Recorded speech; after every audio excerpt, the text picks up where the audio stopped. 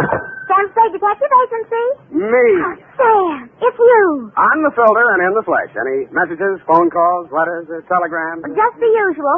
A bill to the landlord and a notice from the telephone company. Well, dispose of them as usual. You sound awfully chipper. Have you been on a case, Sam? Did you make some money? Yes, I've been on a case. No, I did not make any money. Oh, your client got murdered before he could pay you? Wrong again. My client was a woman. She did not get murdered, and she could pay me. Huh? And she did. But you just said she didn't. True, Effie, true. Things are not what they seem. I'm a little confused. You just said that... And I meant every word of it. Stop registering bewilderment. All is paradox. So, sharpen your pencils, straighten your seams, get out your notebook, and prepare to be confounded by the contradictions I shall contradictate to you during my report on the honest thief caper.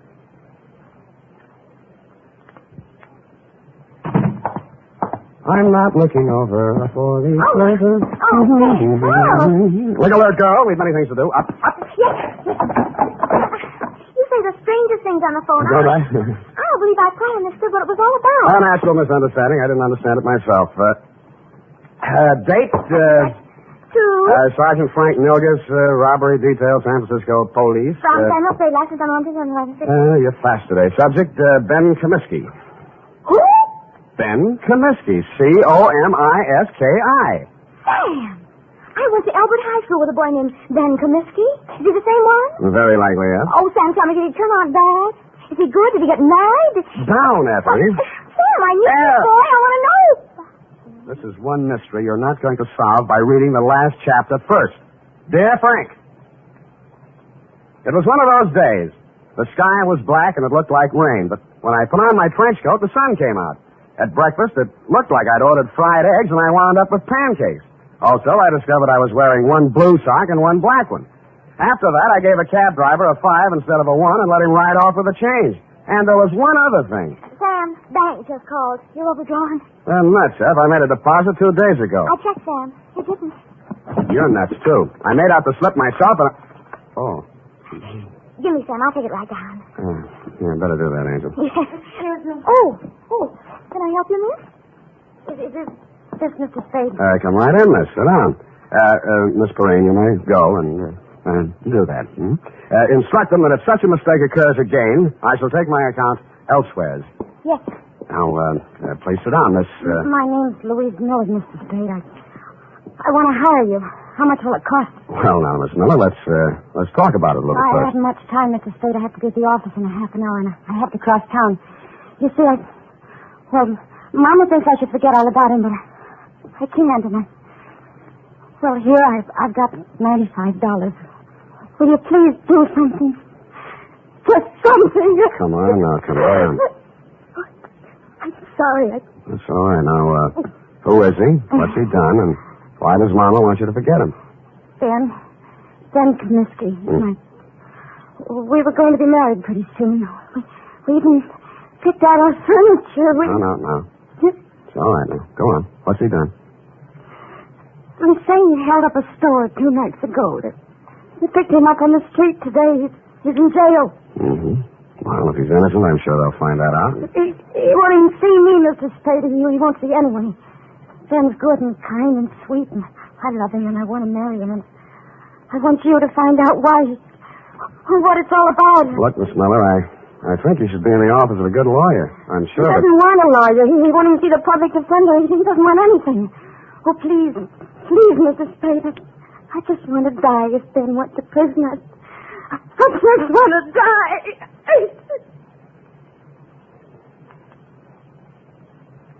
I'm no sentimentalist, but faith is a thing we're a little short on these days, so we came to terms. It was agreed she could pay me after the job was done if there was any job to do. She left for work, and I phoned you, Sergeant Nilgis, and found out Ben Comiskey had already been arraigned and was being held in the city jail. When I dropped in 20 minutes later, you walked me back to his cell.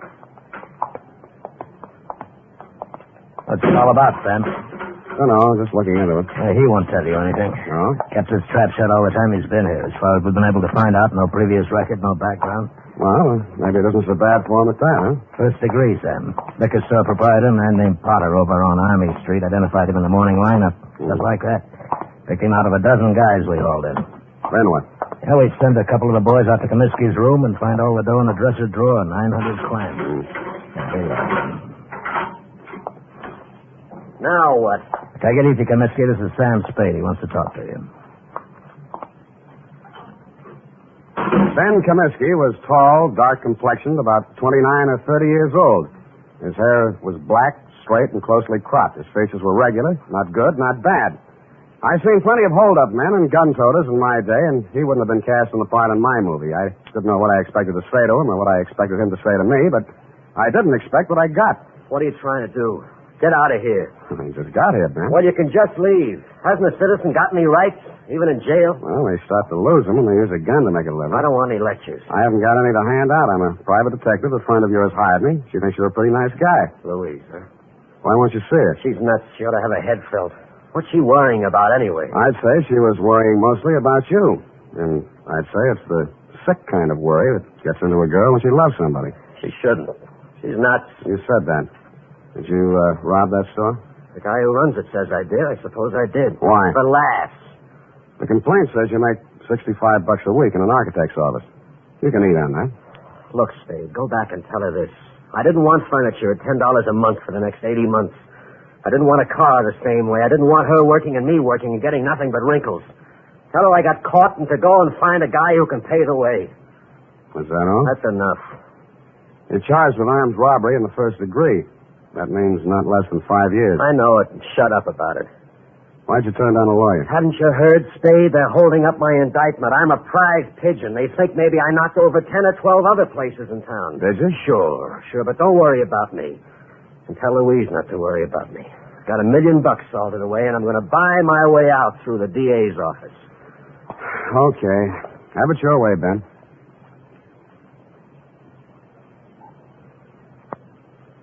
But an hour later, I found myself strolling around Ben Comiskey's old neighborhood. A man named Gabrini, who owned a grocery store, remembered him and liked him. A woman in a bakery shop told me how he'd gone into the Army as a private and been discharged a first lieutenant. A phone call to a Mr. Henderson, Allied Architects, revealed that Ben Comiskey was in line for a raise and promotion. All in all, I was getting a composite picture that didn't look quite right. I decided to try his mother's place. It was on Lombard Avenue, a street that starts on the waterfront. According to the penciled note above the doorbell, it was out of order. The slot on the mailbox read, Mrs. Anastasia Comiskey. Yes. What is it, please? You're Mrs. Comiskey? I'm busy now. I fixed lunch for my son. He come back from Cincinnati. Please. Oh, Mrs. Comiskey, I'm here to talk to you about Ben. He's your son, too, isn't he? Yes. Ben is my son. Well, I'm trying to help him, Mrs. Comiskey. Why? He has no money. I have no money. A friend of his, Louise Miller, hired me. Oh, Louise, she's a foolish girl. Very foolish. Her heart should not be with Ben. I think he's a very lucky man to be loved by somebody like that. If not for her, Ben would not be in jail, in trouble. Oh, you don't want to help my son. She don't want to help him. She'll leave him alone if she wants to help. Ben is bad. Not good like my son James. James is always good. Times he's away, he sends me money. From what I hear, Ben's always been pretty good, too. Always one good son, one bad son. What's going on, Mom? Oh, Who's this? he come to ask questions about Ben. Huh? I'm Jim Comiskey, Ben's brother. Oh, my... You run on in, Mom. I'll talk to this gentleman. All right. Get out of here. Look, I'm just trying... If you've got any questions to ask about Ben, go to the police. They can give you all the answers. And stop bothering my mother. She's been through enough in the last 2 days. If I catch you around her again, I'll break you in half. The man who slammed the door in my face had the same angry look and the same angry glare of Ben Comiskey. The angry Comiskey brothers definitely wanted nothing that looked remotely like help, it seemed to this casual observer. I went back to my office to wait for 6 o'clock. That's when I intended to call my client, report my opinions, and drop the case. But at 5:30, she called me. Mr. Spade, Yeah? this is Louise Miller. Oh, yes. I was just going to call you. I'm afraid I haven't been able to do much. It looks like... I know, Mr. Spade. I just telephoned downtown. Ben pleaded guilty at the indictment this afternoon. He's going to be sentenced tomorrow. And that, to all appearances, Sergeant Milgis, was the crop. But 2 hours later, and for the second time in one day, I found myself doing what I didn't think I'd be doing. Walking around a dull, gray, 2-story apartment house on Adams Place. My ex-client's address, to be exact, I was wondering what a lonely, distraught girl would be thinking the night before her boyfriend was shipped away to prison. I found out. I got a whiff of it as I walked down the hall. It was coming out from under her door. I had to use my shoulder. The room was acrid and stinging with gas fumes. And Louise Miller was stretched out on the floor in a 6-foot kitchen. When I picked her up and carried her out, I wasn't sure whether she was dead or not.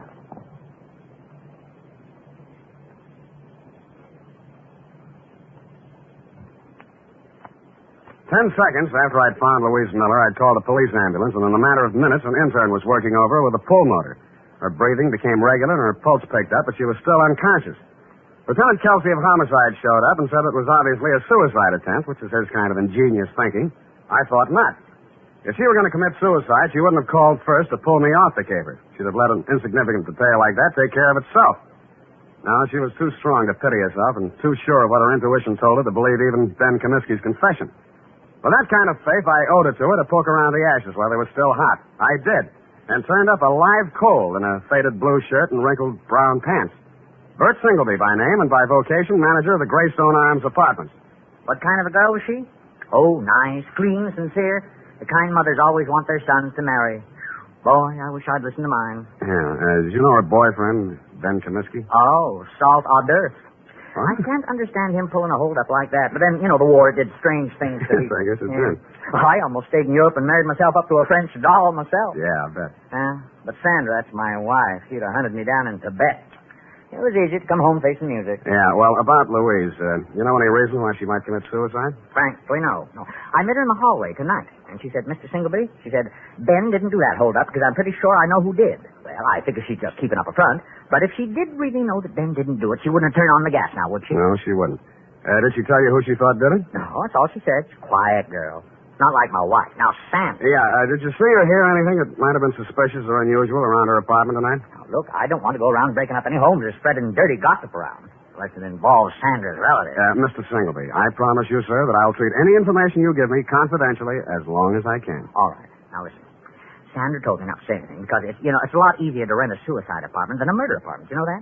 Confidentially, I'm a humanitarian. But if you tell anybody I said this, I'll just lie about it. I'll never tell a soul. Well, we were out of butter, see, so I had to run down to the store. Well, when I passed the mailboxes outside, a guy is standing there. He asked me which apartment Louise Miller was in, and I said 12B. What do he look like? Oh, let's see now. 5'10", medium build, tan suit, dark shirt, sort of wide brim hat, kind of flashy. Mm-hmm. Wore 3 or 4 big rings, diamonds they looked like. 3 or 4 big diamond rings on each hand. The Iceman.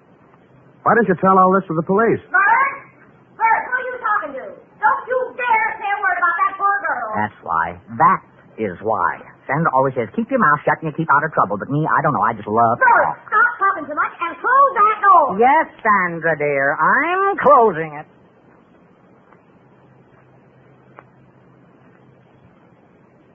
The Iceman. I'd heard about him for years, a Chicago import, but I'd never bumped into him before. He'd been headquartering at the Red Spot Cafe, the kind of a place that Skid Row winos visit when they want to slum. It was dark inside, but I strode manfully to the bar. Yeah? Something? The Iceman here? What do you want him for, huh? He's a friend of mine. You're a friend of whose? What are you giving me? You got bull written all over you from the top of your stupid head to the bottom of your flat feet. He had the tan suit, the flashy rings, the dark shirt, and the wide-brimmed hat. He stared at me with eyes that were icy and insolent. He rubbed the knuckles of one hand into the palm of the other as if he just ached for a chance to bruise them, which I was sure he did. 4 guys sauntered over to lean on the piano, and as ugly as they were, I knew it wasn't a barbershop quartet. 2 more left the bar and stood behind him, and a few others got up from nearby tables and joined the group. I should have brought my team, but I hadn't. You're a friend of mine, huh? Well, if it isn't Claude Bettering, the juvenile delinquent of 1940. Is that so? Now, you're a real brain. Who are you, Brainy? Sam Spade. Oh, now, ain't that a pretty name? You got something on your mind? I just wanted to talk with you about what you did to a girl named Louise Miller tonight. Never heard of her. Sounds cute, though. Girls are a lot easier to push around, aren't they, Claude? Call me Ice. Claude? Some guys are just as easy as some dames. Where have I been all night tonight, fellas? Here, Ice. You heard that, Spade? I've been here all night. Any of you guys ever hear of a Louise Miller? No. Yeah, sorry, nobody ever heard of her, see? Well, she has a lot of friends who have. The police, the people down at Mercy Hospital, and me. And none of us are going to forget her. Or what happened to her. And who did it. Got something you'd like to do right now, maybe? Yeah. But I'll pick my time. All right. Enough of this cheap chatter. I don't want to be seen talking with you too long. I got my reputation to think about. Now blow before I take one hand out of my pocket and push your stinking face back through that door. You'll need both hands, Samson. Go on, you creep. Fellas. All right.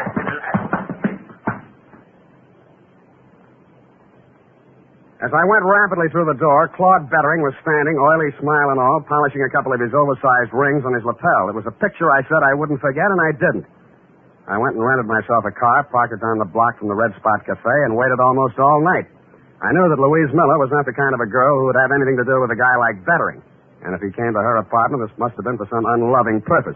Probably to keep her from telling who actually did the holdup Ben Comiskey had confessed to, if she found out the truth. Finally, a bunch of palookas came out, Bettering included, climbed into a car and drove off, me after them. One by one, Bettering dropped his men off at their hotels and apartments until he was finally alone. He stopped at a brownstone on Hobart, and I caught him just as he opened the door of his apartment. Well, the tough guy. You're going to find out. Don't think I'm easy.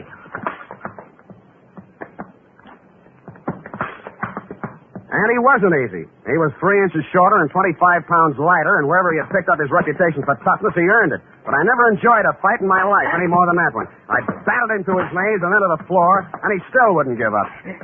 You stinking creep. Why did you beat up Louise Miller? I didn't. Why? I didn't. Why? I didn't. Why? The apartment house manager identified you. He's a liar. Who did you do it for? Nobody. Who? Nobody. Who? You stinking creep. I'll push your face. Who? Who? Push your face.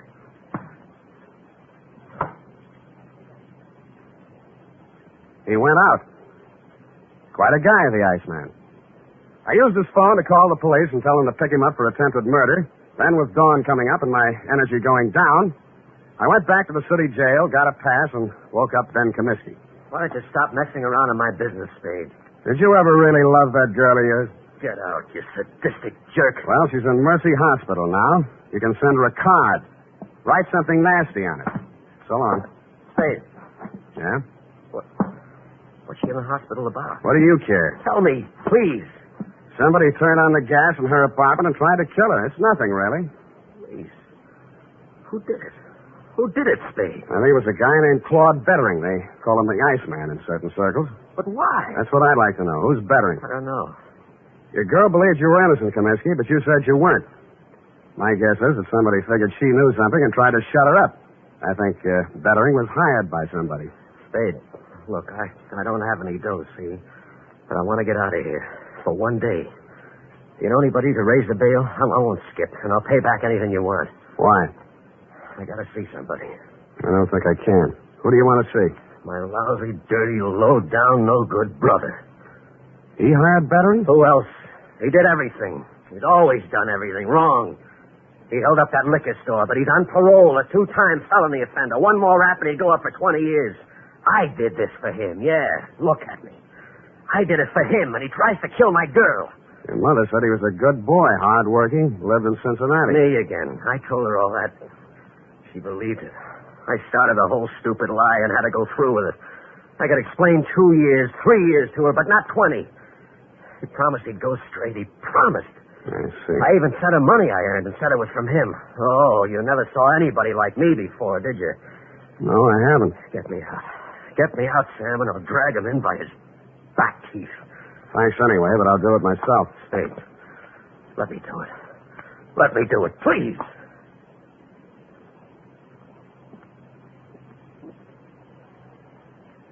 I drove over to Mrs. Comiskey's house and knocked on her door. She came out in a housecoat, hair mussed, and sleep still in her eyes. Yes?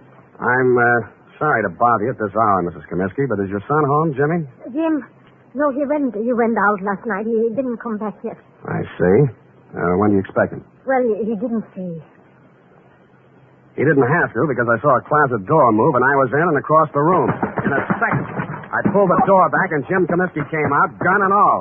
Jim, you're gone crazy. She hurried across the room, threw herself between Jimmy and me, and started wrestling the gun away from him. He put one hand flat on her face and knocked her halfway across the room. I went at him. He shot, but it went into the ceiling. I didn't give him a chance to do it again. Don't. You held up the liquor store, didn't you? Yeah. And hired Berry to kill Louise Miller? Yeah. And you're going to take your own rap from now on. Yeah. Yes, I will.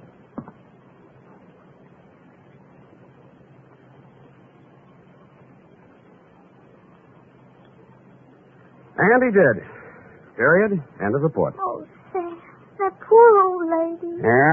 Yeah, she lived in a dream world built by a son who had too much heart and not enough common sense. But, Sam, that man in the liquor store identified Ben as the hold-up man. Well, when he saw the both brothers together, we realized we'd made a mistake. At night, with a hat pulled down and a collar up, anybody could have confused the Comiskey brothers. Sam, why is the world so cruel? Because people live in it. Now, go on, type it up, huh?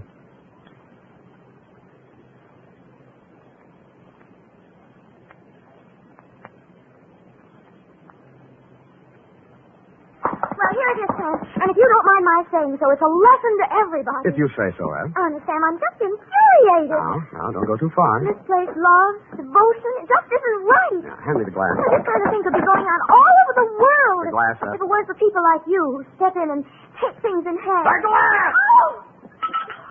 Here you are, Sam. Thank you, Miss Brain. Honestly, Sam, look, just honestly, that's all.